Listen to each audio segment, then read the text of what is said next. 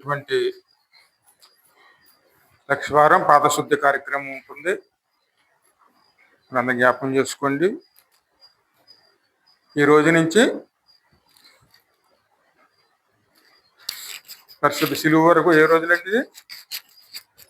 పరిశుద్ధ వారం అంటే ప్రభు చేసే ప్రతి కార్యక్రమం కూడాను అక్కడ తను చేయబోయే కార్యానికి ముందు చేసినటువంటి కార్యాలండి. అందుకే ఈ వారం రోజులు కూడాను దేవుడు చేసిన ప్రతి కార్యాన్ని కూడా మనం జ్ఞాపకం చేసుకునే వారమే ఉండాలి. అందుకోసం మరి ఎందుకంటే ఈ శ్రమ దినముల్లోనూ ఉన్నటువంటి ఈ చివరి వారం రోజులు కూడాను చాలా ప్రాముఖ్యమైనవి. ఇలాగ ఎన్నో పనులు ఉండొచ్చు, ఎన్నో కార్యాలు మన ముందు ఉండొచ్చు, కానీ అన్నిటికన్నా ప్రాముఖ్యమైనది ప్రభువు మన ఇంటిలో ప్రవేశించటం. అందుకు సిద్ధపడే హృదయాలు ఎవరికి ఉండాలి? ఇంటికి ఇల్లు శుభ్రం చేసుకుని దానికి సిద్ధపడే విధంగా అన్ని అమర్చుకునే వారుగా ఎవరు ఉండాలి? ఎవరైతే ఆశపడతారో వారు సిద్ధపడి ఉండాలండి. ఆయన ఎక్కడ ఉండాలి? మన జీవితంలోకి, మన ఇంటిలోకి ఉండే విధంగా మనం ఆయన చేర్చుకునేవారు ఉండాలండి. ఈరోజు వాక్యంలోకి ముందుకు వెళ్తాం. ఈరోజు జకర్యా గ్రంథంలో 9:9 జ్ఞాపకం చేసుకుందాం.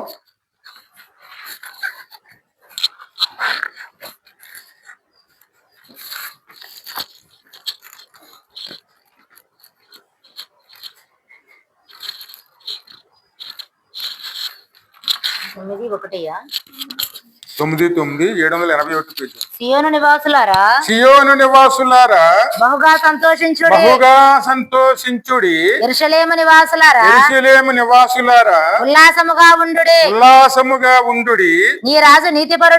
మీ రాజు నీతిపరుడును రక్షణ గలవాడును దీనుడినై గాడిద పిల్లను ఎక్కి ఎద్దకు వచ్చుచున్నాడు. ఎఫ్రాయిములో రథములుండకుండా నేను చేసేదను. యెరూషలేములో గుర్రములు లేకుండా చేసేదను. యుద్ధపు విల్లు లేకుండా పోవును. నీ రాజు సమాధాన వార్త అన్యజనులకు తెలియజేయును. సముద్రము నుండి సముద్రము వరకు ఎఫ్రాటీసు నది మొదలుకొని భూదిగంతముల వరకు అతడు ఏలును. మరియు నీవు చేసిన నిబంధన రక్తమును బట్టి తాము పడిన నీరు లేని గోతులో నుండి చెరపట్టబడిన నీ వారిని నేను విడిపించుదును. బంధకములో పడి ఉండి నిరీక్షణ గలవారలారా మీ కోటను మరలా ప్రవేశించుడి. హల్లెలూయా. ఇక్కడ ప్రభు ఎవరు వస్తున్నారు?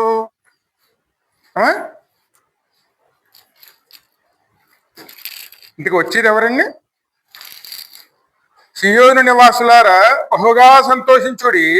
యెరూషలేము నివాసులారా ఉల్లాసముగా ఉండిడి.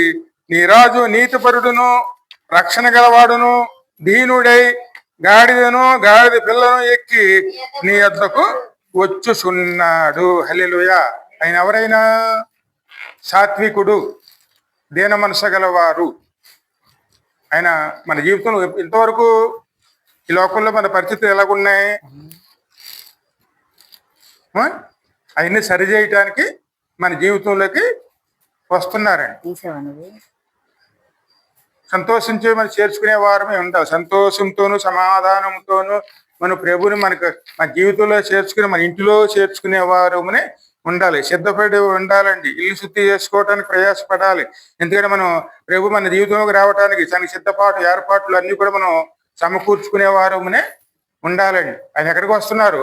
మనలోకి వస్తున్నారు. ఆయన వచ్చేది ఎక్కడికి అంటే యెరూషలేము పట్టణం. అంటే ఈ భూలోకంలోనూ ఆయన మహారాజా పట్టణం అంటారండి దాన్ని. ఈ ప్రపంచానికి అంతటికీ కూడాను అదే రాజధానుల పట్టణం లాంటిదండి. అంటే దేవుడు ఏలేటువంటి మహారాజా పట్టణము. ఆ పట్టణంలోకి ఆయన వస్తున్నారు. ఆయన మరి అందులో ఉన్న మనము ఏ విధంగా చేర్చుకోవాలంటున్నారా? సిద్ధపాటు మనసు కలిగి ఉంటే. ఇంతగా ఆయన ఎవరైనా రాజులకు రాజును, అదే ప్రభువులకు ప్రభువై ఉన్నటువంటి మహాశక్తి గల దేవుడు, నీతిపరుడును రక్షణ గలవాడినై దీనుడినై. ఎందుకంటే ఆయన ఏ స్వరూపంలో వస్తున్నారు? ఎందుకంటే ఈ లోకం అంతా ఎలా ఉన్నదంటే, ఇక్కడ ఒక పాటలో 2 శరణాలు ఉంటాయి చూడండి, 177 పాటలోను. సియోను రాజు వచ్చును, మదిని సిద్ధపాడు, మీ తనువులు శుద్ధి చేయుడి, మీ రాజు కొరకి, మీ రాజు కొరకి. లోకస్తులు ప్రశ్నింతురు, మరి మీ రాజు ఎవరని. తన శక్తిని విన్నవారు చూడనసింతురుగా,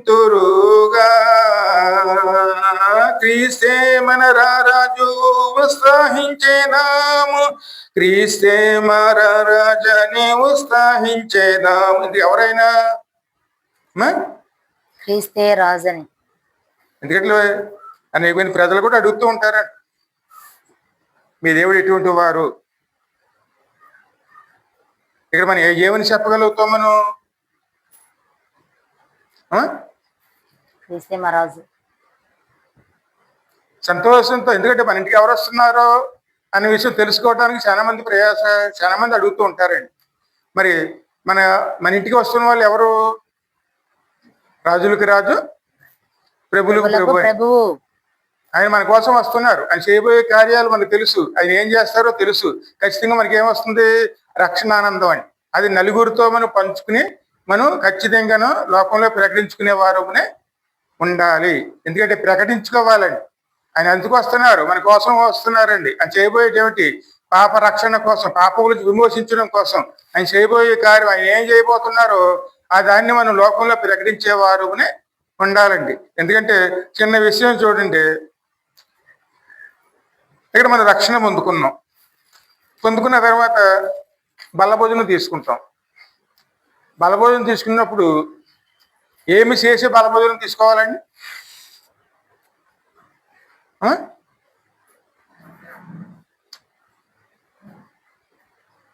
ఇక్కడ బలభోజనం తీసుకోవడానికి మనం ఏం చేయాలి? ఈ లోకంలోనూ అన్ని వదులుకుని ఇక్కడ ఏం తీసుకుంటే మనం అర్హులు అవుతామండి?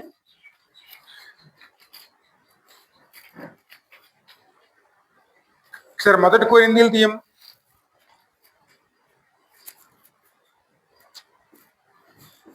11:26. మీరు ఈ రొట్టెను తిని పాత్రలో త్రాగునప్పుడల్లా ప్రభు వచ్చే వరకు ఆయన మరణమును ప్రచురించుదురు. ఆ మాటకి అర్థం ప్రచురించడం అన్నమాటకి అర్థం ఏమిటి? ప్రచురపరచాలి.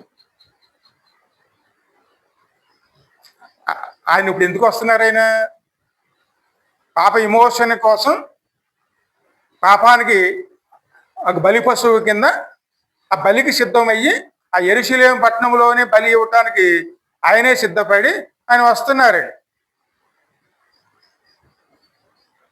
అనేక మంది అడుగుతూ ఉంటారు. అందరికీ కూడా మనం ఆయన గురించి తెలియజేసేవారునే ఉండాలి. మన ఇంట్లో జరగాల కార్యం, మన జీవితంలో జరగాలి. అందుకే ఇక్కడ బలభోజనం తీసుకున్నప్పుడు ఇక్కడ ఏం చేయమన్నారు? ఇక్కడ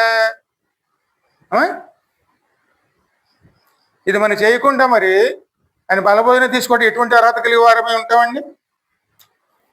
మీరు ఈ రొట్టెను తిని ఈ పాత్రను త్రాగునప్పుడల్లా ప్రభు వచ్చే వరకు ఆయన మరణమును ప్రశంసించుదురు కాబట్టి, ఎవడు అయోగ్యముగా ప్రభు యొక్క రొట్టెను తీసుకుని పాత్రను త్రాగును వాడు ప్రభు యొక్క శరీరము గుర్చి రక్తము గుర్చి అపరాధియగును. ఖచ్చితంగాను ఆయన ఎందుకు వస్తున్నారు మన జీవితంలోను? అది ఎప్పుడు మర్చిపోకూడదండి. ఆయన మరణాన్ని ఏం చేయాలి? మనం ఎప్పుడు లోకంలో మనం ప్రకటించుకునే వారునే ఉండాలి. మనము మర్చిపోకూడదు. అది నలుగురితో కూడా ఎప్పుడు కూడా పంచుకునే వారునే ఉండాలి. ఆయన ఎందుకు వచ్చారు మనకి? ఆయన ఎందుకు వచ్చారండి మన ఇంట్లోకి? పాపములు, అపరాధములు, దోషముల నుంచి విమోచించడానికి, రక్షించడానికి ఆయన మన జీవితాల్లోకి వచ్చారండి. ఎందుకంటే మనం ఎప్పుడు కూడా మర్చిపోకూడదండి. మనం ఆ విధంగా ఉన్నప్పుడే తగిన అర్హత మనకి ఎప్పుడు కూడాను ఆ బలబోధన తీసుకునేటువంటి అర్హత మనకి దేవుడు అనుగ్రహిస్తారు. ఆయన మన కోసం వచ్చారు. ఆయన దానికి సిద్ధపాటు హృదయాలు కలిగి ఎటువంటి సిద్ధపాటు ఉండాలి? సంతోషించుడి, ఉల్లాసించుడి. ఆయన ఏ స్థితిలో ఉన్నవారైనా ఇంకా ముందుకు వెళ్తే చూడండి, ప్రకటన గ్రంథం 19వ అధ్యాయంలోను చూస్తే 11 నుంచి చూడమ్మా. మరియు ఆ, పరలోకము పరలోకము తెరవబడి ఉండుట ఆ, చూచి తిని, చూసి తిని అప్పుడు అదిగో అప్పుడు అదిగో తెల్లని గుర్రం ఒకటి గుర్రం ఒకటి కనబడెను. కనబడెను. దాని మీద దాని మీద కూర్చుని ఉన్నవాడు నమ్మకమైన వాడును నమ్మకమైన వాడును సత్యవంతుడును సత్యవంతుడును అను నామము నామము గలవాడు గలవాడు ఆయన నీతిని బట్టి నివసించుతూ విమర్శ చేయుచు ఆ, యుద్ధము జరిగించుచున్నాడు. ఆ, ఆయన నేత్రములు అగ్ని జ్వాలల వంటివి, ఆయన నేత్రములు అగ్ని జ్వాలల వంటివి, ఆయన శిరస్సు మీద ఆయన శిరస్సు మీద అనేక కిరీటములుండెను. అనేక కిరీటములుండెను. రాయబడిన ఒక నామము రాయబడిన ఒక నామము ఆయనకు కలదు, ఆయనకు కలదు. అది ఆయనకే గాని ఆయనకే గాని మరి ఎవనికి తెలియదు. మరి ఎవరికి తెలియదు. రక్తములో ముంచబడిన వస్త్రము రక్తంలో ముంచబడిన వస్త్రములు ఆయన ధరించుకుని ఉండెను. ఆయన ధరించుకొని ఉండెను. మరియు దేవుని వాక్యము ఆ, అను నామము ఆయనకు పెట్టబడి ఉన్నది. ఆ, పరలోకమందున సేనలు శుభ్రమైన తెల్లని నారబట్టలు ధరించుకుని ఆ, తెల్లని గుర్రములెక్కి ఆ. ఆయనను వెంబడించుచుండిరి. ఆ. జనములను కొట్టుటకై ఆయన నోట నుండి వాడిగల ఖడ్గము బయలువెడలుచున్నది. ఆ, ఆయన ఇనుప దండముతో వారిని ఏలును. ఆయన సర్వాధికారియకు దేవుని తీక్షణమైన ఉగ్రతను ఆయన మధ్యపు తొట్టి త్రొక్కును. ఆ. రాజులకు రాజును ప్రభువులకు ప్రభువును అను నామము ఆయన వస్త్రము మీదను తొడ మీదను వ్రాయబడి ఉన్నది. అంటే ఆయన ఎవరైనా రాజులకు రాజు, ప్రభువులకు ప్రభు. ఆయన రాజులకే రాజు అండి. ఆయన వచ్చుతున్న ప్రదేశం ఏంటది? అది మహారాజా పట్నం. ఆయన పట్టణంలోకి వస్తారు. ఆయన వచ్చినప్పుడు ఏ స్థితిలో వచ్చారు? ఆయన దీనుడై కేవలం గాడిద పిల్లని ఎక్కి మన మన దగ్గరికి ఆయన వస్తున్నారు. ఆయన వచ్చినప్పుడు ఆ రథములను అన్నిటినీ కూడా ఆయన నిర్మూలన చేసేసే వారి కింద ఉంటారండి. మనలో ఉన్నాయి అన్ని అవి ఏమున్నాయి మనలోనూ?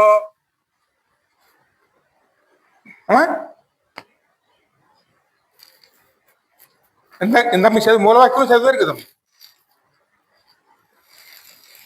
రాజు నీతిపరుడును రక్షణ గలవాడును దీనుడని గాడిదను గాడిద పిల్లను ఎత్తి నీ యుద్ధకు వచ్చును.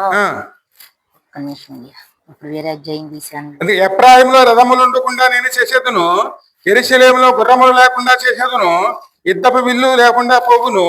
నీ రాజు సమాధాన వార్త అన్ని జనులకు తెలియజేయును. సముద్రం వరకు ఎఫ్రాటీసు నది మొదలుకొని భూదిగంతముల వరకు అతడు ఏలును. ఎందుకంటే ఆయన వచ్చేటప్పటికి ఈ లోకంలో మన పరిస్థితులు ఎలా ఉంటాయంటే ప్రతి హృదయంలో కూడాను ఇవే కనపడతాయి. ఏ విధంగా అంటే ఇక్కడ ఉజ్జకీర్తనలు ఉంటుంది చూడండి, 364 పాటలను. ఇక్కడ యుద్ధములు, కలహములు, వైరములు, నిందలు, హింసలు, అపవాదాలు అంతము వరకు ఇవన్నీ కూడా సూచనలుగా ఉంటాయి ఆయన వచ్చేటప్పటికి. ఇవన్నీనండి. అంతేకండి అక్రములు, అవినీతి, అదే విధంగాను ప్రజలను మోసం చేయటం, అందరి ప్రేమ చల్లారిపోతుంది. అక్కడ ప్రేమ అనేది నిజమైన ప్రేమ ఉండదండి. ఏదో ఒక అక్కడ ఆ ప్రేమలు ఎలాగో ఉంటాయంటే ఎందుకు ఇది సినిమాల్లో చూడండి, సినిమాల్లో ఉన్న ప్రేమలు ఎలాగ ఉంటాయండి? నటన. అవును. ఇటువంటి పరిస్థితుల్లోనే మనం ఉంటాం. సమాధానం ఉండదండి. ఈ సమాధానం లేని పరిస్థితుల్లోనే ఆ సమాధానం ఇవ్వడానికి అయితే మనలో ఏలుబడి చేసి ఇవన్నీ కూడా నిర్మూలన చేసి ఆయన మనల్ని మళ్ళీ పూర్వం ఎలాగైతే ఆయన మనల్ని ఈ లోకం సృష్టించి ఉన్నారో అదే విధంగా మనల్ని ఆయన నడిపించడానికి ఆయన ఈ లోకంలోకి దీనుడై గాడిద పిల్లను గాడిదను ఎక్కి ఆయన వచ్చుచున్న. ఇందుకే గాడిద ఏం వస్తుంది? బరువు. ఎంతటి బరువు? ఎంత బరువు వేసినా మోస్తుందండి. ఎక్కువ దేని వాడుకుంటారు? గాడిదని.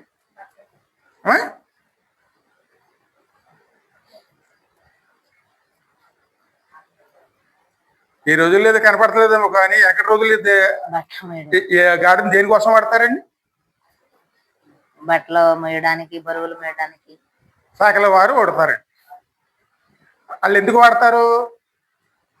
మాసిపోయిన బట్టలని మోసుకు వెళ్తాను. వాళ్ళు ఎంత మూటేసినా తల వంచుకుని మోసుకుపోతుంది కానీ ఆ బరువును దింపేసుకునే విధంగా ఎప్పుడు చేయదండి. హల్లెలూయా. లోక పాపములు మోసుకుని పోయేవారు గాను దీనుడై తల వంచుకుని అంతా కూడాను ఆ పాప భావనంతా కూడా మోసుకోవడానికి ఆయన ఈ లోకానికి వచ్చాడు. సాత్వికుడను, దీనుడను, దీన మనసు గలవాడను. ఏ రథములతో మనం ఉన్నామని అనుకుంటున్నామో, ఇక్కడ ఏ విధంగా అయితే మనం గుర్రములు ఎక్కేవారుగా మనం ఉంటున్నామో, నేనైనా స్వభావంతో ఉంటున్నామో, ఇవన్నిటిని కూడా మనలో నిర్మూలన చేయటానికే ఆయన వస్తున్నారండి. శుద్ధి చేయటానికే ఆయన వస్తున్నారు ఖచ్చితంగానండి. అందుకే మన హృదయాన్ని శుద్ధి చేయటానికే ఆయన ఈ లోకానికి వస్తున్నారు. మరి చేర్చుకునే వారమే ఉండాలండి. ఆయన మనలో ఏ విధంగా చేర్చుకోవాలి? మనం ఖచ్చితంగానండి వాక్యానుసారంగా మనం చేర్చుకున్నాం అనుకోండి, ఆయన మనలోకి ఖచ్చితంగా కార్యాలని చేస్తారండి. అది ఇక్కడ ఏ విధంగా అంటే మార్క్స్ వార్త చూడము 11వ అధ్యాయంలో 2 నుంచి.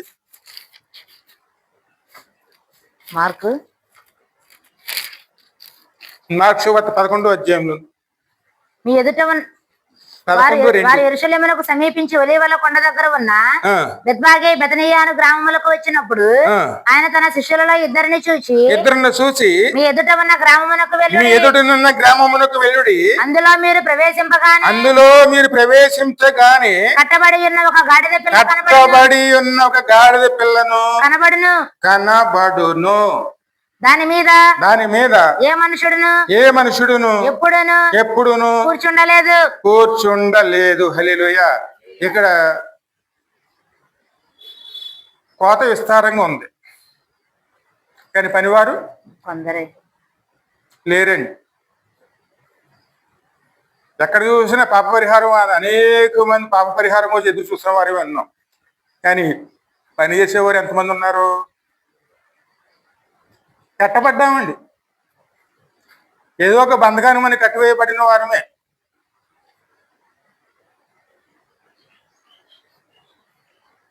అక్కడ నడిపించడానికి ఇది ప్రభు పంపిస్తున్నారు అన్నమాట. ఇక పలానా చోటకి వెళ్ళండి, అక్కడ గాడిద పిల్లని కట్టేసి ఉంటుంది, మీరు గాడిద పిల్లని చెప్పండి. ఒకవేళ వాళ్ళు వస్తే ఇది ప్రభువుకి కావలసి ఉన్నదని చెప్పుడి. ఎందుకంటే ఏదో ఒక బంధకములు మేము కట్టివేయబడి ఉన్నామని, ఆ బంధకముల నుంచి విడిపించబడే విధంగానే మనం ముందుకు వెళ్ళాలండి. ఎందుకంటే లోకంలో అనేక మంది ఇటువంటి బంధకములతో నిలిచి ఉన్నారండి.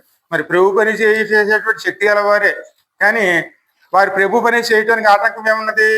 కొన్ని బంధకాలండి. ఆ బంధకాలని మనం ఖచ్చితంగా విప్పామనుకోండి, వారు ఎక్కడికి వస్తారు? వాళ్ళు దేవుని సన్నిధానంలోకి వస్తారండి. ఖచ్చితంగా దేవుని పనులు చేస్తారు. అందుకే మొట్టమొదటి మనం సంఘం ఏం చేయాలి? దేవుని మాట వినాలండి. విని ప్రభు చెప్పింది ఏం చేయాలి మనం చేసేవారు. అంటే మొట్టమొదటి ఆయన ఏం చెప్పారు? ఆయన ఇదిగో మీ ఎదురుకుండా ఉన్నటువంటి గ్రామానికి వెళ్ళండి అన్నారు. ఎందుకు వెళ్ళమన్నది? ఎవరిని వెళ్ళమన్నారు? శిష్యులను. అందుకే మన శిష్యులమా లేదా విశ్వాసులమా? విశ్వాసులు అయితే గజ కూర్చుని వెళ్ళిపోతారండి. శిష్యులైతే నిరంతరం ఆయన. అదే శిష్యులు అయితే ప్రభుని ఎల్లకాలం జీవితకాలం అంతా కూడా వెంబడిస్తూనే ఉంటారు. మన జీవితకాలం ప్రభుతో నడిచేవారుగా ఉండాలా, లేకపోతే ఆ వచ్చి వెళ్ళిపోయే వారి కింద ఉండాలా? శిష్యుల వలె ఉండాలి. ఎందుకు పరలోకం ఎవరు చేస్తారు? విశ్వాసులుగా ఉన్నంత కాలం అని పరలోకం వెళ్ళలేమండి. దేవుని శిష్యులుగా అంటే దేవుని పోలి ఆయనకి లోబడి ఆయన చెప్పినది పరిపూర్ణంగా చేసుకుంటూ ఆయన మన దగ్గర వస్తున్న సిద్ధపాటు కలిగి ఉండి ఆయన శిష్యులుగా మారితేనే మనం పరలోకం వెళ్తామండి. ఎందుకంటే శిష్యులు ఏం చేస్తారంటే యజమాని చెప్పిన దాన్ని చక్కగా విని గ్రహించుకుని చెప్పింది చెప్పినట్లుగా చేస్తారండి. ఇంకా ముందు చదువు. అందులో మీరు ప్రవేశింపగానే కట్టబడి ఉన్న ఒక గాడిద పిల్ల కనబడును. ఆ, దాని మీద ఏ మనుషుడును ఎన్నడను కూర్చుండలేదు. ఆ, దానిని విప్పి తోలుకుని రండి. ఆ. ఎవడైనాను మీరెందుకు ఇలాగ చేయించున్నారని మిమ్మల్ని అడిగిన యెడల ఆ. అది ప్రభువునకు కావలసి ఉన్నదని చెప్పుడి. ఆ. తక్షణమే అతడు దానిని ఇక్కడికి తోలి పంపునని చెప్పి ఆ. వారిని పంపెను. వారి వెళ్ళ అంటే ఇక్కడ ఒక విషయం అండి, ఆలోచించండి.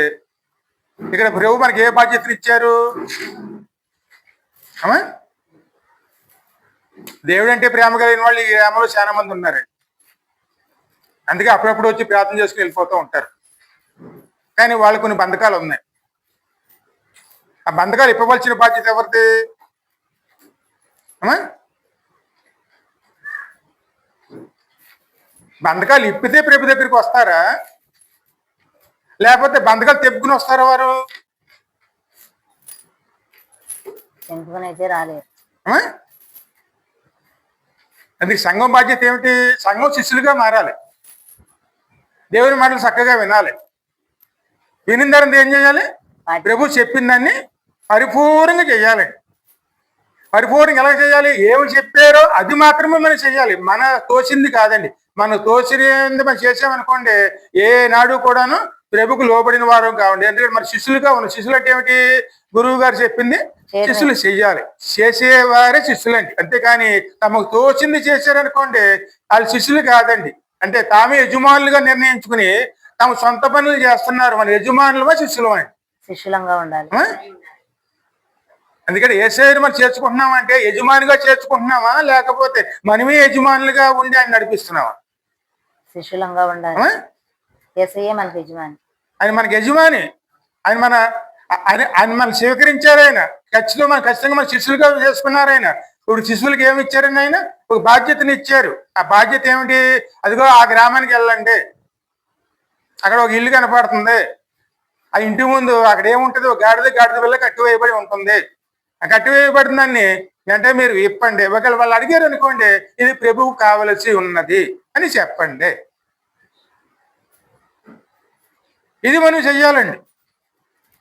ఇది చేస్తే ఖచ్చితంగా చూడండి, మళ్ళీ ఈ రోజుకి వచ్చేటోడికి అంతా మార్చబడుతుంది.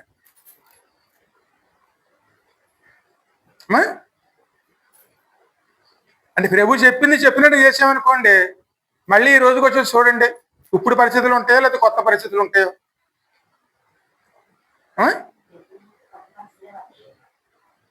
బంధకాల్లో ఉన్న వారు కట్లు ఇప్పేస్తే వాళ్ళకి ఆటంకాలు ఉండవండి, ప్రభు దగ్గరకు వచ్చేస్తారు. ముందు కట్లు ఇప్పాలంటే వాళ్ళ కోసం ఏం చేయాలి? మనం ప్రార్థన చేయాలండి. నువ్వు నా ఖచ్చితంగా ప్రభు కావాలి. నువ్వు ఖచ్చితంగా ప్రభు నేను వాడుకుంటాడు. మీ ప్రభు దగ్గర రండి, ప్రభు ద్వారా మీ కార్యాలు జరుగుతాయి, ఖచ్చితంగా ఆయన దగ్గర రండి అని చెప్పి ఆయన దగ్గర నడిపించుకునే వారునే ఉండాలి. అప్పుడు వారిని వాడుకుంటారండి. అంతకు మునుపు వారు దేనికి వాడబడలేదు. కానీ ఇప్పుడు ప్రభు ద్వారాను వాడబడతారు. వాడబడాలంటే ముందు ప్రభు చెప్పినది మనం చెప్పినట్టు ఎదురు మాట చెప్పకూడదండి. ప్రభు చెప్పిన మాటకి ఎదురు ప్రశ్న వేయకుండా చెయ్యాలి. చేసామనుకోండి, మధురమైన జీవితాల కింద మారుతాయి. ఆ మాట యోహాను సువార్త 2వ అధ్యాయం 5వ వచనంలో ఏమని చూడమ్మా.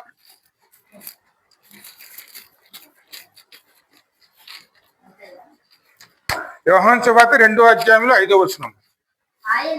ఆయన తల్లి పరిచారకులను చూచి ఆయన మీతో చెప్పినది చేయుడనను.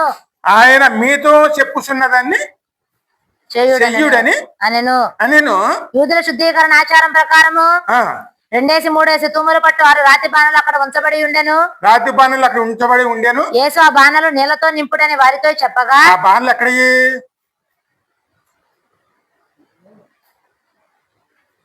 ఎందుకంటే ఇంట్లోకి రాకముందే, ఆవరణలోకి రాకముందుపే గుమ్మం దగ్గర నీటి బాణలు, ఆ రోజుల్లో బాణలు ఉండి, ఈ రోజుల్లో కుండీలు అంటారు చూడండి. అట్లా పెడతారు. ఎందుకు పెడతారు? అట్లని పాదాలు కడుక్కుని ఇంట్లోకి వస్తారండి. అవును, అందుకు ఉపయోగపడతాయి. వాటిని నింపండి అంటున్నారు. అంటే మనము అటువంటి స్థితిలో ఉండి లోకంలో జీవిస్తున్నామండి. వారిని కనుక మన ప్రభు దగ్గర తీసుకుని వస్తే ఆ పాత్రలుగా ఉన్న మనల్ని విలువైన పాత్రల కింద, మధురమైన పాత్రల కింద ఆయన మారుస్తారండి. అక్కడ ఉన్న వాటిని తీసుకురండి.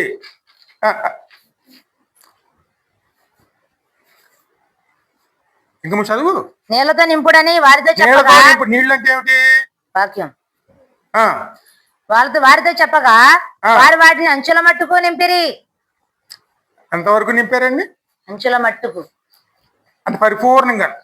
ఆ, అప్పుడు ఆయన అప్పుడు ఆయన వారితో మీరు ఇప్పుడు దీన్ని ముంచి ఆ, ప్రధాని యుద్ధకు తీసుకుని పోండి ఇన్ని ప్రధాని వద్దకు తీసుకుని పోండని తీసుకుని పొండనగా వారు తీసుకుని పోయిరి. వారు తీసుకుని పోయిరి. ఆ ద్రాక్షారసం ఎక్కడి నుండి ఆ వచ్చును? ద్రాక్షారసము ఎక్కడి నుంచి వచ్చింది? ఆ నీళ్లు ముంచి తీసుకుని పోయిన పరిచారకులకే తెలిసి వారికే తెలిసి గాని విందు ప్రధానికి ఇందు ప్రధానికి తెలియకపోయాను గనుక తెలియకపోయాను గనక ద్రాక్షారసమైన ద్రాక్షారసమైన ఆ నీళ్లు రుచి చూచినప్పుడు ఆ నీళ్లను చూసినప్పుడు ఆ విందు ప్రధాని ఆ విందు ప్రధాని పెళ్లి కుమారుని పిలిచి ఆ ప్రతివాడును మొదట మంచి ద్రాక్షారసము అందరూ పోసి కూడా ముందు మంచిదాన్ని పోస్తారు, తక్కువైతే నీళ్లు పోస్తారు. కానీ జనులు మత్తుగా ఉన్నప్పుడు అంటే జబ్బు రసం మత్తుగా పోయిను. ఉన్నప్పుడు నీళ్లు పోసి పోసేస్తే వాళ్ళకి తెలియదు కాబట్టి అలా చేస్తారు. గాని నీవైతే నువ్వైతే ఇది వరకును మొదట్లోనే నువ్వు మంచి ద్రాక్షారసము ఉంచుకుని ఉన్నావని, అంటే మామూలు ముందు పోసావు, ఇప్పుడు ఆ తర్వాత మంచి ద్రాక్ష రసాన్ని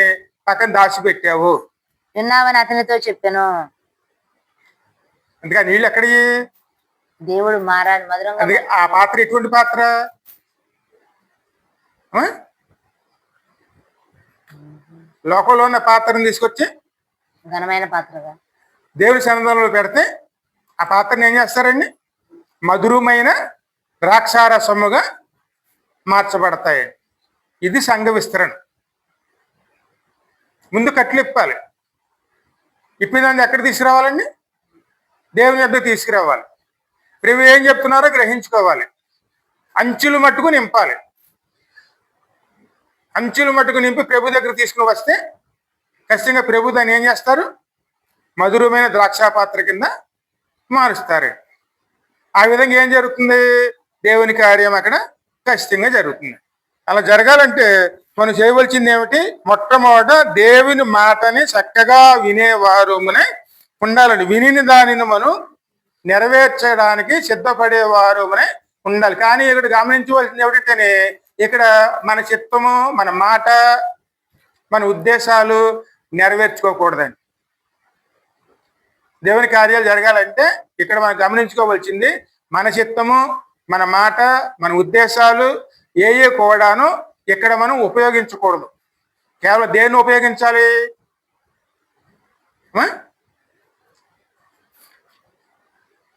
దేవుడు చెప్పిన మాటనే ఉపయోగించేవారు అనే ఉండాలండి. అదే దేవునికి లోబడుతుంది. దేవుని ఆజ్ఞకు లోబడితేనే దేవుని కార్యాలు జరుగుతాయి. కానీ మనం ఏం చేస్తామంటే కొద్దిగా పాటిస్తాం, మిగిలిన మన చిత్తానుసారంగా చేస్తాం, ప్రభు కార్యం కోసం ఎదురు చూస్తామండి. కానీ పరిపూర్ణంగా చేయకపోతే ప్రభు కార్యం ఎక్కడ జరుగుతుంది? ప్రభు ఎవరికి చెప్పకుండా ఉండడండి. అవి ఏమి చేసినా సరే ఏదో రూపంలో మనకు బయలుపరుస్తూనే ఉంటారు. ఆయన సొదొమ గొమొర్రాని ఆ రోజు శిక్షించడానికి వచ్చినప్పుడు అబ్రహాముకు చెప్పకుండా చేశారండి. చెప్పారు. నా స్నేహితుడైన అబ్రహాముకి చెప్పకుండానే చేయుదునా అని చెప్పి ఆయన ఏం చేయబోతున్నారో అవన్నీ కూడాను అని చెప్పారండి. ఇప్పుడేనంతే. అబ్రహాం అంటే ఎవరికి శాస్త్రం? ఇప్పుడు అబ్రహాం అంటే విశ్వాసులు గండి.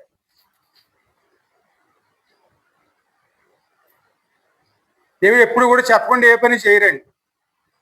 కానీ గ్రహించుకునే వాళ్ళు ఎంతమంది? అది చెప్పిన దాన్ని గ్రహించుకున్నాం అనుకోండి, అప్పుడు మనకి అర్థం చేసుకుని ప్రభు చెప్పిన విధంగా మనం చేసుకునే వారు అప్పుడు మన జీవితాలు మధురంగా మారుతాయి. ఖచ్చితంగా అక్కడ మనం గ్రహించుకోవాలంటే ఖచ్చితంగా ఎవరి మీద మనసు ఉండాలి? దేవుని మీద ఉండాలండి. ఇక్కడ మన ఇష్టం, మన చిత్తం అనేది ఇక్కడ ముందు పెట్టుకుని వెళ్ళామనుకోండి, దేవుని చిత్తం ఏనాడు మనకు అర్థం కాదు. అందుకే మనం మోసపోతాం అనమాట. అందుకే తల్లి ఏం చెప్పింది? ఆయన ఏమి చెప్తున్నాడు? అది చేయుడి. అది తల్లి అంటే ఎవరు? సంఘం. ఆయన ఏం చెప్తున్నారు? అది చేయాలి, అది చెయ్యాలి. అంటే అందులో విశ్వాసమైనటువంటి శిష్యులుగా మరి మనం ఏం చేయాలి? ఆయన ఏం చెప్తున్నారు అది మనం చెయ్యాలండి. అది చేసామనుకోండి మధురమైన ద్రాక్షావల్లి కింద మనం మారుతామండి. అప్పుడు మన రోజు వచ్చేది ప్రతిది కూడా ఎలా ఉంటుంది, మంచి ద్రాక్ష రసము కింద మనం నలుగురు తృప్తి పరిచే వారి కింద మనం ఉంటామండి. మరి ఎందుకంటే తృప్తి పరిచే చోటకి వస్తారా, లేకపోతే దానికి వ్యతిరేకమైన చోటకు వస్తారా? తృప్తి పరిచే. ఎందుకంటే ఎప్పుడు కూడా సంఘంలో ఏముండాలి, ఎప్పుడు కూడా నలుగురు తృప్తిపరిచే విధంగా ఉండాలండి. అలా ఉండాలంటే ప్రభు ఏం చెప్తున్నారో అది మనం గ్రహించుకుని దాన్ని పూర్తి చేసుకునేవారు. అందుకే ఆమె తల్లి చెప్తుంది అనమాట, ఆయన ఏం చెప్తున్నారో అది దాన్ని మీరు చెయ్యుడి. చక్కగా విన్నారు, అంచులు మట్టుకు నింపారు, ప్రభు దగ్గర తీసుకొచ్చారండి. తీసుకొచ్చిన తర్వాత ప్రభు ఏం చేశారు, దాన్ని మధురమైన ద్రాక్షావళి కింద మార్చేశారు. అందుకే ఇక్కడ కట్టివేయబడినటువంటి గాడిద పిల్లని ఇప్పుకు రండి. మనం ఇప్పుకి రావాలి, కానీ నువ్వు చెప్పేవా వాళ్ళకే, నీ ఇప్పితే వాళ్ళు ఏమైనా మమ్మల్ని అంటారేమో అని అనుమానం అహభావం ఉందనుకోండి, అది ఏ నడుమని చేయలేమని. మన మాట వింటారా అక్కడికి వెళ్తేని? ఇప్పుడు అలా చెప్తున్నారనే కదా అందరూ మన మీద ఆ కేసులు పెడుతున్నారు, లేదా మన కొడతానికి వస్తున్నారు, వాళ్ళు ఇలా చేస్తున్నారు, వాళ్ళు అలా చేస్తున్నారు మనం చెప్పి కథలకని చెప్పి ఏం చేస్తున్నాం, మనం మన పనిని పక్కన పెట్టి వాటి మీద దృష్టి పెట్టుకుంటామని. ఆ సందేహాలు మనలో ఉంటే పని జరుగుతుందండి, జరగదు. వాళ్ళు కనుక అప్పుడు అయ్యా ఇప్పేసి రమ్మంటున్నావు, చెప్పకుండా చెప్తే వాళ్ళు కొడతారేమంటే,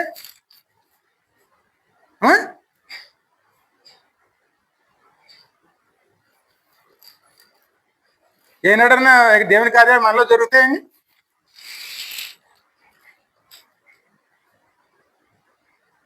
అందుకే ఆయన వచ్చేటప్పటికి మన ముందు మన హృదయాన్ని సిద్ధం చేసుకునేవారమనే ఉండాలి. ఎటువంటిది కూడా మనలో లేకుండా ముందు మన హృదయాన్ని శుద్ధి చేసుకుని, అంటే ఆయన మాటకు లోబడే విధంగా మన దాన్ని సిద్ధపరుచుకుని దేవుని ఆహ్వానించుకునేవారమనే. అందుకే సంతోషముతో పాటలు పాడుటి అంటే ఇంట్లోకి వస్తున్నప్పుడు మనం ఏం చేయాలండి, సంతోషంతో పాటలు పాడేవారిలా.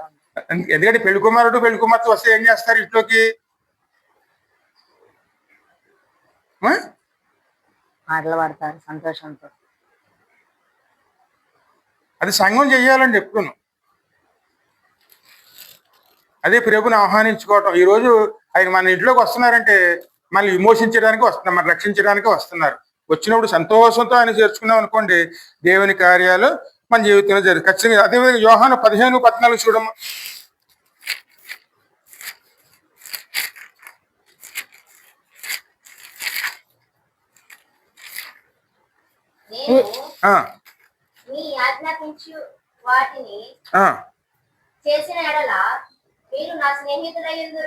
ఇంతగా మనం ఎవరు,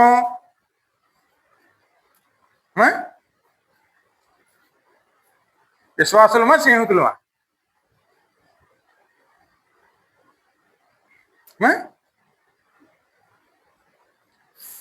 స్నేహితులు, అన్యోన్య సహవాసం గలవారమే ఉండాలి. ఇప్పుడు మన దేవుడు ఇప్పుడు మనకు స్నేహితుడా, లేకపోతే కేవలం మన విశ్వాసం అంటే చూసిపోయేవారిగా వచ్చిన వారు? స్నేహితులం.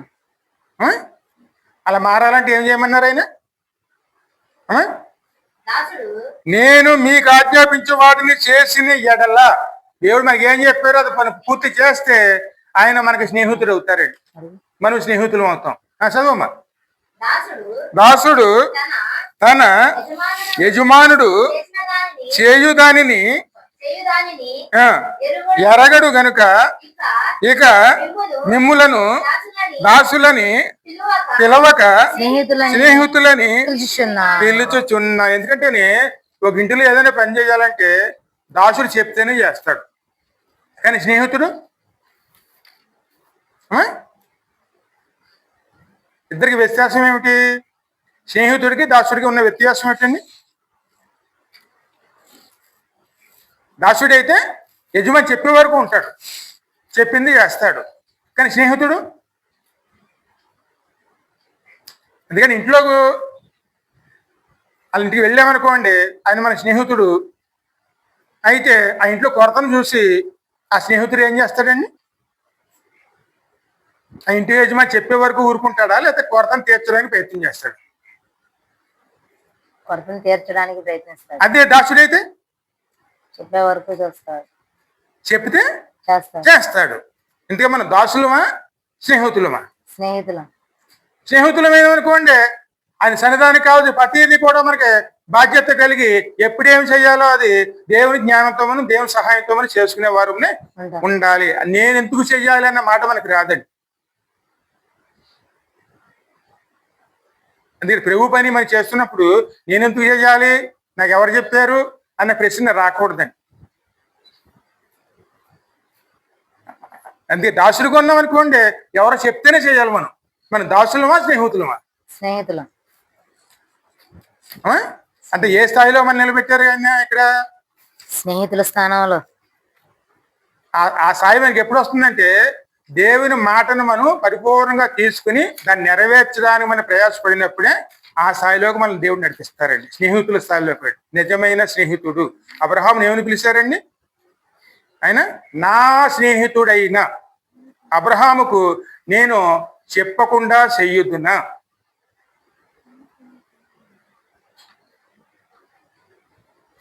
ఆ చేయబోయే కార్యాన్ని అబ్రహాముకు ముందు పెట్టే ఆ రోజు చేయటానికి వెళ్ళారండి. మరి అలా చెప్పినందువల్ల అబ్రహాం ఏం చేశారు? ఆయన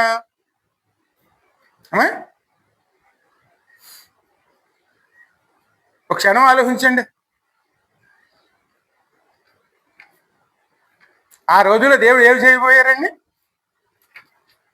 పాపంతో నిండిపోయినట్టు సొదొమ గొమొర్రా నాశనం చేయడానికి ఆయన వస్తూను ఈ పని నేను నా స్నేహితుడు అయినటువంటి అబ్రహాము చెప్పకుండా చేయదునని చెప్పి ఆయన అబ్రహాము బయలుపరిచినప్పుడు అబ్రహాము చేసిన పని ఏమిటి? మొట్టమొదట నువ్వు ఆ పని చెయ్యొద్దు. అక్కడ కొంతమంది నీతిమంతులు అన్న వాళ్ళు ఉంటారు. ఆ నీతిమంతులను కాపాడడం కోసమైనా సరే నువ్వు అక్కడ ఆ తీర్పుని తీసుకురావద్దు అని ఆయన ప్రార్థన చేసుకుంటూ వచ్చాడు. ఎంతవరకు ప్రార్థన చేశాడు ఆయన? 10 మంది అన్నా ఉంటే కాపాడతావా? అది సంఘం బాధ్యత అండి. ఎందుకంటే ఆయన వచ్చే రోజులు ఎలాగున్నాయి? ఇక్కడ కలహాలు, అహంకారాలు, యుద్ధాలు, కలములు, వైరములు, నిందలు, హింసలు, ఒకరి మీద ఒకరు నిందలు వేసుకోవటం ఇవన్నీ మనలోనే జరుగుతున్నాయండి. మరి దేవుని తీర్పు వస్తుంది. వచ్చినప్పుడు మరి తీర్పుగా అప్పచెప్పాలా లేకపోతే అందులో విడిపించాలా? విడిపించేవారిలాగా. సంఘం బాధ్యత అదేనండి. ఈ గ్రామం ఉంది, ఈ గ్రామాన్ని మనం తీర్పుకి అప్పచెప్పాలా? గ్రామం రక్షించబడే విధంగాను దేవుని సహాయం తీసుకోవడానికి దేవుని ప్రార్థించాలి.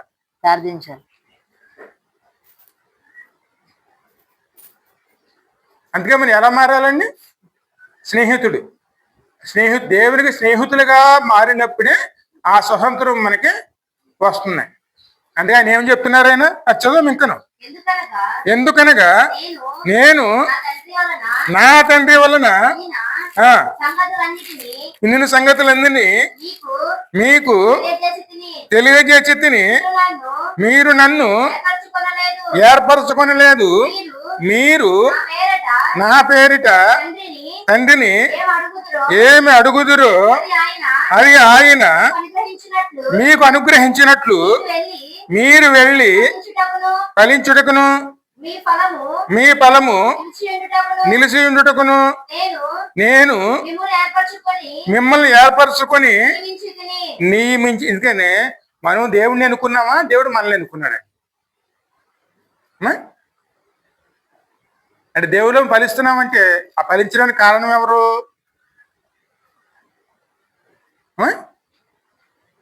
ఎందుకంటే మనం అనుకోకూడదండి నా అంతటి వాడు లేడు, నా అంత ప్రార్థనా పరులు లేరు, నీ ప్రార్థన చేస్తే కార్యాలు ఖచ్చితంగా జరుగుతాయి. ఆ మనసు మనలో ఉండకూడదండి. దేవుడు నిలిపాడు కాబట్టి మనం పని చేస్తున్నాం.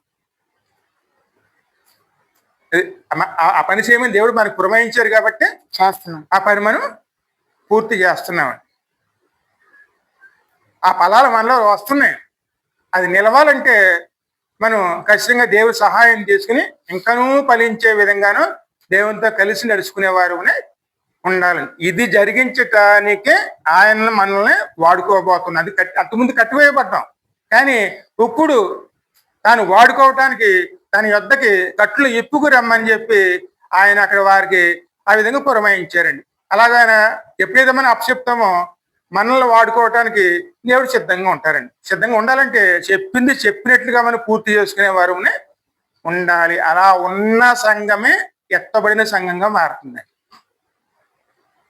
ఈ కార్యాలు చేయటానికే ఆయన అక్కడ వాడుకోబోనే ముందు ఆయన అంటున్నారు అనమాట, నా శిష్యులుగాను స్నేహితులుగాను మీరు మార్చబడుతున్నారు, దాసులు కాదండి. కేవలం దాసులు అంటే అది యజమాని చెప్పిన దానికోసం ఎదురు చూస్తాడు, అదే చేస్తాడు. కానీ స్నేహితులు అలా ఉండరండి. కష్టంలో అది లోటుపాట్లు ఉంటే వెంటనే సరి చేసుకుని ముందు సమాధానం తీసుకొస్తారండి. అందుకే దేవుని స్నేహితులుగా మనం ముందుకు వెళ్ళేవారు. అదే విధంగాను ఇంకో చోట చూద్దాం. మరి దేవుని సన్నిధానంలో మనం అలా జీవించేవారు ఉన్నారండి. అంటే ప్రభువుకు రాకడ కోసం సిద్ధపడిన వారు. అమ్మా ఈ రోజుల్లో చూస్తాం, మనకి గంట 2 గంటలు 3 గంటలు దేవుడి సన్నిధానంలోనూ నిలవాలంటే నిలవగలుగుతాం. కానీ జీవితాంతం కూడాను దేవుని సన్నిధానంలో ఉండి దేవుని రాకడ కోసం సిద్ధపడిన వారు ఉన్నారండి.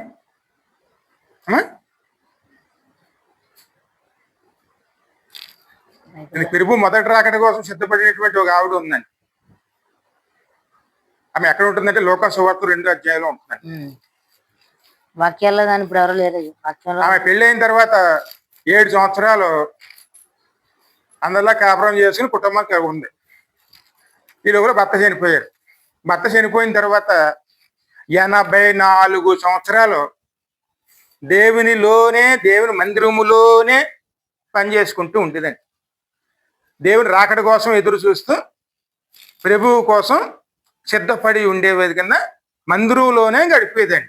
మరి 7 సంవత్సరాలు భర్తతో కాపురం చేసుకుంది. 84 సంవత్సరాలు ఏమో దేవుని కోసం ఆ మాటలు మీరు చదవాలంటే లోక సువార్త 2వ అధ్యాయంలో 36 నుంచి చదవమ్మా. మరియు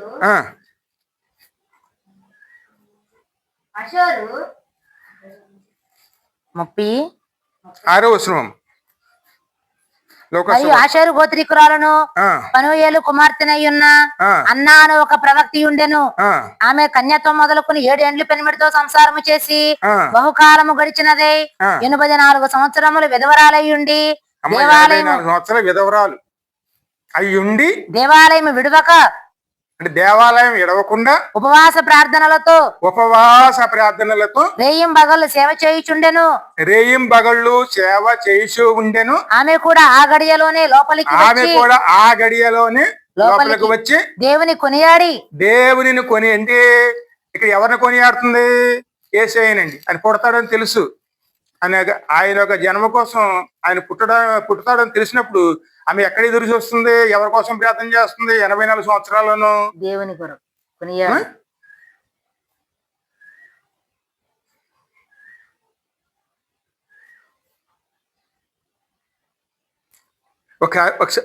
ఒకసారి చూస్తే మనకి అర్థమవుతుంది కదండి. రేయం పగళ్ళు, రాత్రి పగలను 24 గంటలు కూడా ఎవరి మీద మనసు పెట్టి ఉందండి? దేవుని మీదే.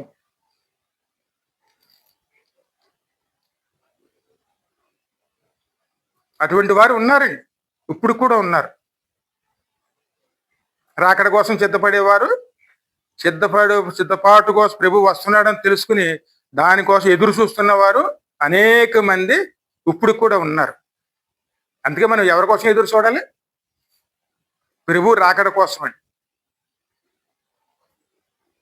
అందు సిద్ధపాటు మనసు కలిగిన వారునే ఉండాలి. విమోచన కొరకు కనిపెట్టుచున్న వారందరూ విమోచన కొరకు కనిపెట్టుచున్న వారందరితో ఆయనను గురించి మాట్లాడుచుండెను. ఎవరితో మాట్లాడుతున్నారండి? ఈ రోజుల్లో విధవరాలు కూర్చుంటే ఏం మాట్లాడుకుంటారండి?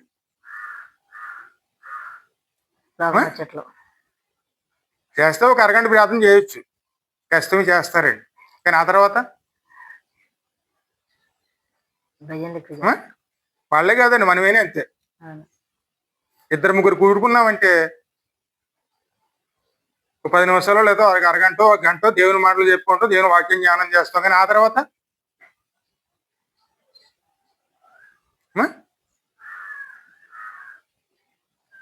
ఆయన కోసం ఎదురు చూడటం అండి. అందుకే సియోను కుమారి సంతోషించుము, యెరూషలేము కుమారి యెరూషలేము కుమారి ఉల్లాసించుము, నీ రాజు నీ రాజు నీతిపరుడు నీతిపరుడును సాత్వికుడునై గాడిద పిల్లను ఎక్కి నీ మధ్యకి నీ యొద్దకు వచ్చుచున్నాడు. మరి వచ్చుచున్నాడని వాగ్దానం దేవుడు అక్కడ ఇచ్చినప్పుడు ఆ వాగ్దానం కోసం ఇక్కడ ఎవరు ఎదురు చూస్తున్నారు? అన్నా అమ్మా అన్నా ఇంట్లో ఉండి ఎదురు చూస్తుందా, మందిరంలో ఉండి ఎదురు చూస్తుందా? మందిరం దేవాలయం విడవక దొరికిన ప్రతి అవకాశాన్ని సద్వినియోగం చేసుకుంటూ మందిరంలో నిలుచుని అందరి కోసం ప్రార్థన చేసి ప్రభు వస్తున్నాడు, మన జీవితాలు మారుస్తాడు అని ఆశ కొలిదిని ఆమె ఏం చేస్తుంది? ప్రతి దినం ఎవరి కోసం? అందరి కోసం అండి. ఇమోషన్ కోసం ఎదురు చూస్తున్న వారి కోసం, వారితోనూ ఈ దేవుని మాటలు మాట్లాడుతూ వారిని అక్కడ ఆమె ధైర్యపరుస్తూ ప్రభు కోసం సిద్ధపాటు ఆమె చేస్తుందండి. ఉపవాస ప్రార్థనలతో. ఉపవాసం ఎందుకు ఉపవాసం? రేయింబగళ్ళు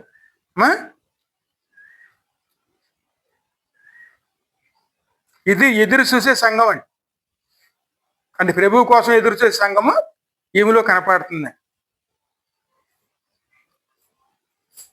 ఖచ్చితంగా పుడతారని తెలుసు, వస్తారని తెలుసు. వస్తారని తెలిసినామే తన జీవితం ఎలాగున్నా సరే ముందు ప్రభు కోసం ఏం చేసిందామే?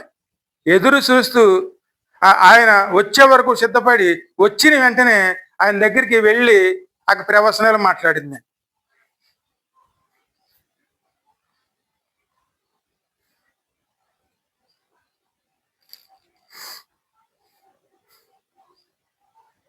ఇంకా చదువుమా.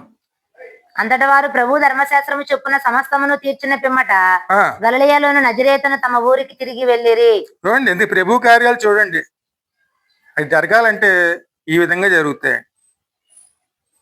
స్పష్టంగా దేవుడు మనకి కొన్ని బాధ్యతలు ఇచ్చారు. ఆ బాధ్యతలను మనం నెరవేర్చుకున్నాం అనుకోండి, దేవుడి కార్యాలు ఎక్కడో కాదండి, మనలోనే జరిగితే మన ముందే జరుగుతాయి. ఆయన మీద ఆనుకోవాలి, ముందు దేవుని ఆజ్ఞలు తీసుకోవాలి. అదేవిధంగా యెషయా గ్రంథం 59 చదువు. 59:20.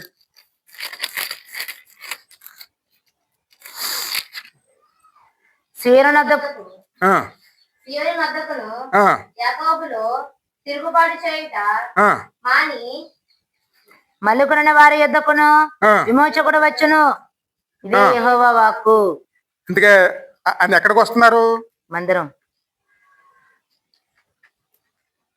తిరుగుబాట్లు మానేసి ప్రభు కోసం ఎదురు చూస్తున్న వారి వద్దకు ఖచ్చితంగా ఆయన వస్తారు. విమోచకుడు వచ్చును, ఆయన మళ్ళీ విమోచిస్తారు. అదే మనకి వాగ్దానం. ఖచ్చితంగా ప్రభు వస్తారు.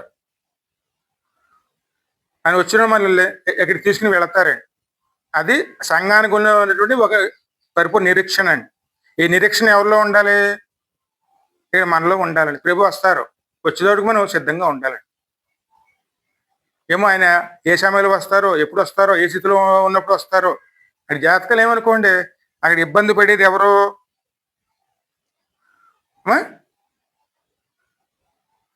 ఎందుకంటే ప్రభు గురించి మాట్లాడిన మాటలు ఇక్కడ కొన్ని ఉన్నాయి చూడండి. పరమగీతాల్లోనూ ఒకసారి మనం చదివితే మనకు అర్థమవుతుంది. 5వ అధ్యాయంలో 1 నుంచి 16 వచ్చిన మొత్తం 5 మొదటి నుంచి అయ్యా. నా సహోదరి ప్రాణేశ్వరి నా ఉద్యానవనమునకు నేను ఏతించి తిని నా జడమాంసిని నా గంధవర్గములను కూర్చుకొనిచున్నాను. తేనె పట్టును భుజించుచున్నాను. క్షీరసహిత ద్రాక్షారసము పానము చేయుచున్నాను. నా సకులారా భుజించుడి, లెస్సగా పానము చేయుడి. ఇంతకీ ఈ మాట ఎవరు చెప్తున్నారు? నా సహోదరి ప్రాణేశ్వరి నా ఉద్యానవనముకు నేను ఏతించిని. ఉద్యానవనము అంటే సంఘం అని అర్థం అండి. ఆ మాట్లాడేది ఎవరు? ప్రభు వస్తున్నారు. ప్రభు ఎక్కడికి వస్తున్నారు? సంఘం పిలిచింది, రమ్ము ప్రభువా అని. ఎప్పుడైతే సంఘం మనస్ఫూర్తిగా పిలిచిందో ఆయన అక్కడికి వస్తున్నారండి. నా ఉద్యానము నేను ఏతించి తిని నా జటమాంసిని నా గంధవర్గములు కూర్చుకొని సున్నాను. అంటే ప్రార్థనలు, ఆరాధనలు ఇవన్నీ కూడాను అక్కడ సమకూర్చుకుంటున్నారండి. మనం చేస్తున్న ఆరాధనలు అన్ని ఎక్కడ చేరుతున్నాయి? అవన్నీ ప్రభు దగ్గరికి అండి. తేనెయు తేనె పట్టును భుజించుచున్నాను. క్షీరసహిత ద్రాక్షారసము పానము క్షీర సహిత చేయుచున్నాను. ద్రాక్షారస పానము చేస్తున్నాను. నా సకులారా నా సకులారా భుజించుడి. భుజించుడి, లెస్సగా లెస్సగా పానము చేయుడి. పానము చెయ్యుడి. స్నేహితులారా పానము చేయుడి. పానము చెయ్యుడి. అది శరీరం తీసుకుంటున్నాం, ఆయన రక్తం తీసుకుంటున్నాం. అందుకే ప్రభు ఏం చెప్తున్నారు ఇక్కడ? నా స్నేహితులారా పానము చేయుడి. పానము చెయ్యుడి. నా సకులారా నా సకులారా భుజించుడి. భుజించుడి, లెస్సగా పానము చేయుడి. లెస్సగా పానము చెయ్యుడి. నేను నిద్రించితేనే గాని నా మనసును మేలుకొని కానీ ప్రభు అన్ని సిద్ధం చేశారండి. కానీ ఇక్కడ మన పరిస్థితి ఎలా మారింది? నా చదువమ్మా. నేను నిద్రించితేనే నేను గాని నిద్రించితేనే గాని నా మనసు మేలుకొని నా మనసు మేలుకొని ఉన్నది. నా సహోదరి నా సహోదరి నా ప్రియురాలా నా ప్రియురాల నా పావురమా నా పౌరమా నిష్కలంకురాలా నిష్కలంకులారా ఆలకింపుము. ఆలకింపుము. నా తల మంచుకు తడిసినది. ప్రభువే పిలుస్తున్నారు, సంఘమేమో ఇక్కడ అవసరాలు తీర్చుకుంటుంది. మొట్టమొదటి పిలిచింది ప్రభు చెప్పినట్టు వచ్చారు. వచ్చిన తర్వాత అన్ని సిద్ధం చేశారు. సిద్ధం చేసిన తర్వాత తమలోకి స్వీకరించడానికి ఆమె సిద్ధపాటు ఉండటానికి ఆ ప్రభు చెప్పిన విధంగా ఉండలేకపోతుంది. ఎందుకంటే మనసు అయితే ప్రభు మీద ఉన్నది, కానీ ఇక్కడ అవసరాలు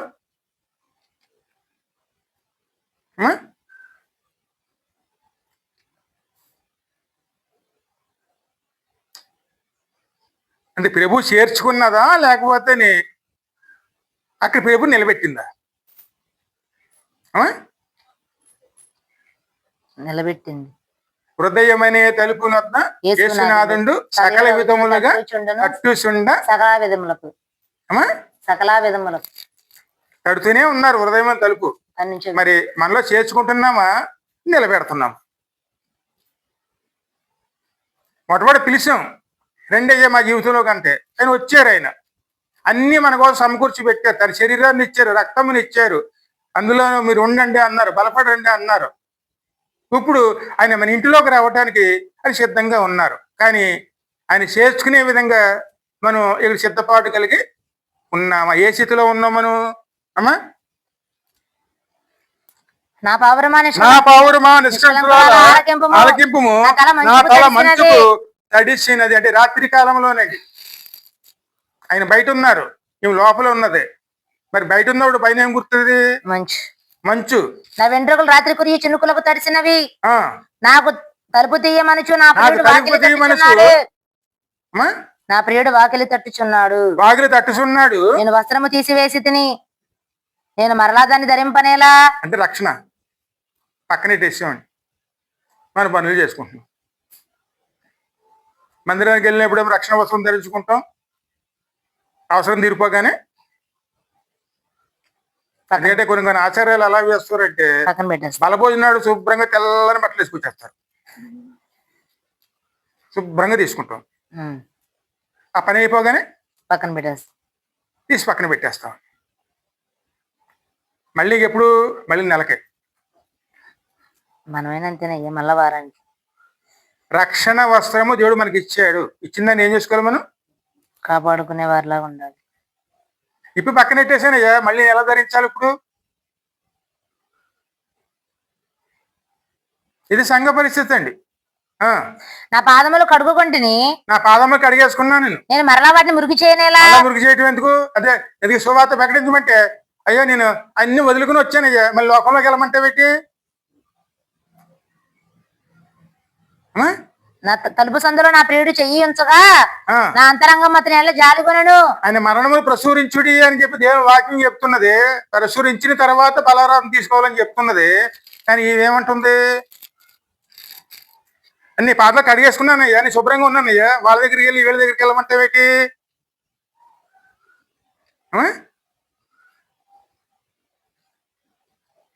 ఇక్కడ మన స్నేహితులమా?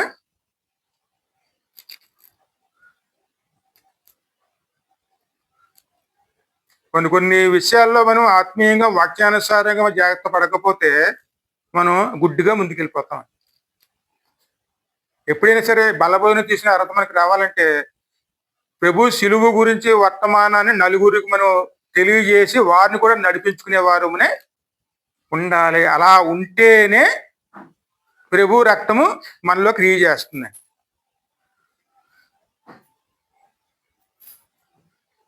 గమనించదమ్మా. తలుపు సందులో నా ప్రియుడు చేయించగా నా అంతరంగం అది నెర జాలిగొనను. నా ప్రియునికి తలుపు తీయలేచితిని. నా చేతుల నుండి నా వ్రేళ్ల నుండి జటమాంసి గడియల మీద స్రవించెను. నా ప్రియునికి నేను తలుపు తీయనంతలో అతడు వెళ్ళిపోయాను. ఆమె సిద్ధపడేటప్పటికి దేవుడు వెళ్ళిపోయాడు. అయిపోయి జీవితకాలం అయిపోయింది. ఆ దగ్గర తిరుగుతూ ఉంది ఊరంతా. ప్రభు ఉన్నాడా, ఇక్కడ ఉన్నాడా, అక్కడ ఉన్నాడా, అక్కడ ఉన్నాడా, ఇక్కడ ఉన్నాడా. ఆ మందిరంలోకి వెళ్తే కార్యాలు జరుగుతాయి, ఈ మందిరంలో జరిగితే కార్యాలు జరుగుతాయి, అక్కడికి వెళ్తే బాగుంటది, ఇక్కడికి వెళ్తే బాగుంటది. మనం తిరుగుతూ ఉంటాం చూడండి స్థానిక మందిరాన్ని వదిలేసుకుని.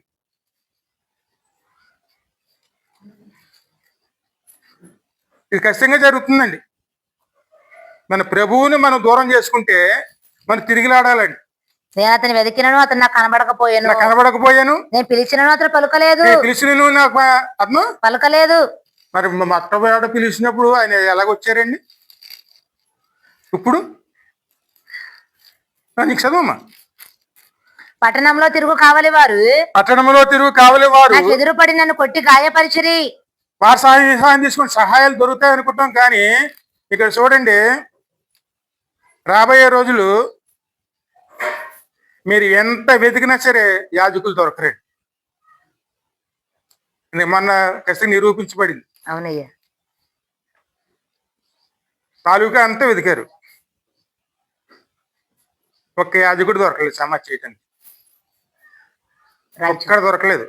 రాయచూర్ ఏమంటే మా ప్రార్థనలు ఉన్నాయి, మా సంఘం దాటి మేము వెళ్ళాం, మా సంఘంలో పనులు ఉంది కూడా మేము వెళ్ళాం, ఎక్కడికి వెళ్ళాం. కానీ ఇక్కడ ఆ సంఘం ఈ సంఘం లేదండి. ఎక్కడన్నా ఏళ్ళు దూరిపేస్తాం. కానీ అక్కడ అలా కాదు, సరిహద్దు దాటరండి. ఈ సంఘం దేవుడు బాధ్యత ఇచ్చాడంటే ఆ సంఘం పని చూసుకుంటారు. ఇంకో సంఘంలోకి వెళ్ళి ఏలు పెట్టడం, అవి చేయడం ఈ చేయడం చేయరండి. అందుకే మీరు ఎక్కడికి వెళ్తున్నారో ఒక సంఘంలో సభ్యులై ఉంటేనే మన కార్యాలన్నీ సక్రంగా జరుగుతాయి. మీ స్థానిక సంఘం ఉంది కదమ్మా, వాళ్ళు చేస్తారు, వెళ్ళండి. ఎక్కడుంది స్థానిక సంఘం? దగ్గర 70-80 కిలోమీటర్లు స్వామివారి శిష్యుల రక్షణ తీసుకుని వచ్చింది. ఇంకా సంఘం ఏది? ఏం చేయాలి అప్పుడు? ఏం చేయడానికి అర్థం కాక అలా కూర్చుండిపోయారు. అలాగని చెప్పి ఇలా చేయడానికి ఒప్పుకోలేదు.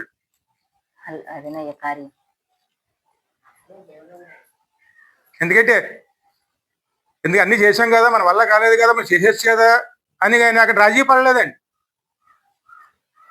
వచ్చే వరకు కూడా ఎదురు చూసి కనుక అన్నీ కూడా సక్రంగా పూర్తి చేసుకుని అప్పుడు ముగించుకున్నారు. ప్రతి దాంట్లో కూడా అడిగి మళ్ళీ ఇది చేయొచ్చా, ఇది చేయకూడదా, ఇది చేయకూడదా, ఇలా చేయాలి, ఎలా చేయాలి చెప్పండి చెప్పి అన్ని తెలుసుకుని మరీ చేశారు. అందరూ ఎవరో అన్యులు.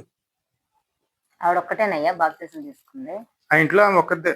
ఆ తర్వాత ఆఖరమైన అత్త ఒకళ్ళు, ఇద్దరు సొంత మేనత్త. వాళ్ళ అబ్బాయి నమ్ముకోలేదు. నమ్ముకోకపోయినా సరే ఆమె విశ్వాసానికి ఏమి ఇచ్చారైనా విలువనిచ్చి అక్కడ దేవుని నామని మహిమపరచడానికి చూశారు. కానీ తన అన్ని కలపాలని చెప్పి ఆయన చూడలేదు. అక్కడ చివరి వరకు కూడా అన్ని కూడా నువ్వేం చెప్తే అదే చేస్తాను బాబా అని కూడా.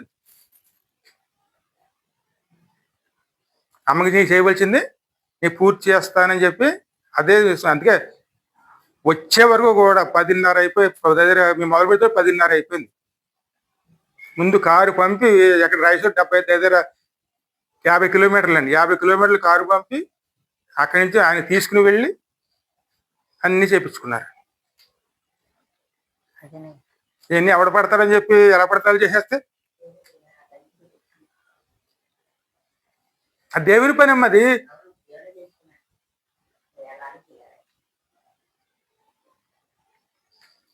అమ్మ చనిపోయేటప్పుడు మాట చెప్పింది, ఇక్కడ మన వాళ్ళ దగ్గరికి వెళ్ళి సువార్త ప్రకటించంటారా, ముందు మన వాళ్ళంతా రక్షించబడాలి.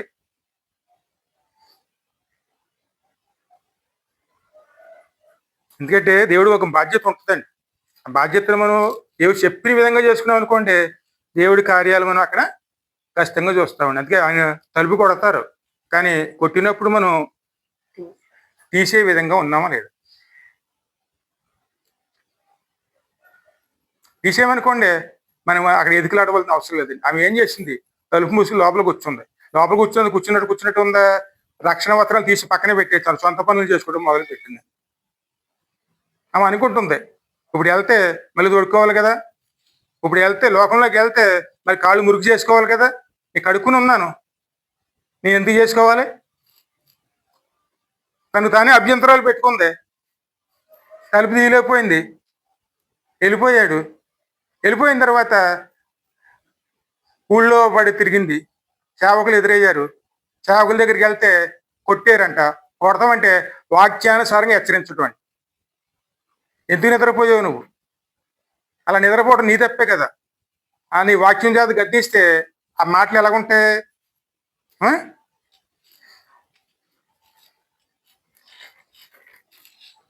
ఆ పొరపాట్లు మనం చేయకూడదండి. ఏ సమయంలో మనం ఏం పని చేసుకోవాలో అది సక్రంగా చేసుకున్నాం అనుకోండి, ప్రభు మనం విడిచిపెట్టడు. కానీ పోయే విధంగా మనం చేసుకున్నామంటే తిరిగి సంపాదించుకోవాలంటేనే ఈ స్త్రీ పడిన పాటలు మనం పడాలండి. వాక్యానుసార గద్దెంపులు కడకే వాళ్ళు కొట్టి వెళ్ళారు. చదువమ్మా. పట్టణంలో తిరుగు కావాలి వారు నాకు ఎదురు పడిందని కొట్టిరి, గాయపరిచిరి. ప్రకారం మీద కావాలి వారు నా పైన వస్త్రమును దొంగిలించిరి. యెరూషలేము కుమార్తెలారా, నా ప్రియుడు మీకు కనబడిన ఎడల ప్రేమాతిశయము చేత నీ ప్రియురాలు మూర్ఛలేనని మీరు అతనికి తెలియజేయనట్లు నేను మీ చేత ప్రమాణము చేయించుకుందును. స్త్రీలలో అదగిరి సుందరి వగుదానా, వేరు ప్రియుని కన్నా నీ ప్రియుని విశేషమేమి? నీవు మా చేత ప్రమాణము చేయించుకున్నటప్పుడు వేరు ప్రియుని కన్నా నీ ప్రియుని విశేషమేమి? ఇప్పుడు చెప్తున్నా, ఎవరని చెప్తున్నాడు? నా ప్రియుడు ధవళవర్ణుడు, రత్నవర్ణుడు, 10,000 మంది పురుషులలో అతన్ని గుర్తించవచ్చును. అతని శిరస్సు అపరంజి వంటిది, అతని తల వెంట్రుకలు నల్లవి. అవి నొక్కులుగా కనబడుచున్నవి. అతని నేత్రములు నదీ తీరములందు గువ్వల వలె కనబడుచున్నవి. అవి పాలతో కడగబడినట్టున్నవి. అవి చక్కగా తాచిన రత్నముల వలె ఉన్నవి. అతని చెక్కిళ్ళు పరిమళ పుష్పస్థానములు, సుగంధ వృక్షముల చేత శోభిల్లు ఉన్నత భూభాగములు. అతని పెదవులు పద్మముల వంటివి, ద్రవరూపక జడ్మాంసి వలె అవి పరిమళించును. అతని కరములు తార్షీషు రత్నభూషితమైన స్వర్ణగోళము వలె ఉన్నవి. అతని కాయము నీలరత్న ఖచ్చితమైన విచిత్రమగు దంతపు పనిగా కనబడుచున్నది. అతని కాళ్ళు మేలిమి బంగారు మట్లయందు నిలిపిన చలువరాతి స్తంభముల వలె ఉన్నవి. అతని వైఖరి లెబనోను పర్వత తుల్యము. అతని దేవదారు వృక్షములంత ప్రసిద్ధము. అతని నోరు అతి మధురము. అతడు అతి కాంక్షణీయుడు. ఇతడే నా ప్రియుడు, ఇతడే నా స్నేహితుడు. ప్రభు గురించి ఎంత వివరంగా మాట్లాడుకుంటుందో చూడండి. ఇంత స్నేహితుడి గురించి స్నేహితుడిగా తెలుస్తున్నాయి. మన దేవుడిని నమ్ముకున్నామంటే మన దేవుడి గురించి ఎవరికి తెలవాలి?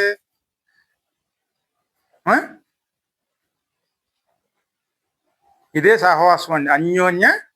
పొరపాట్లు చేయొచ్చు, కానీ పొరపాట్లు సరి చేసుకోవాల్సిన బాధ్యత ఎవరిది?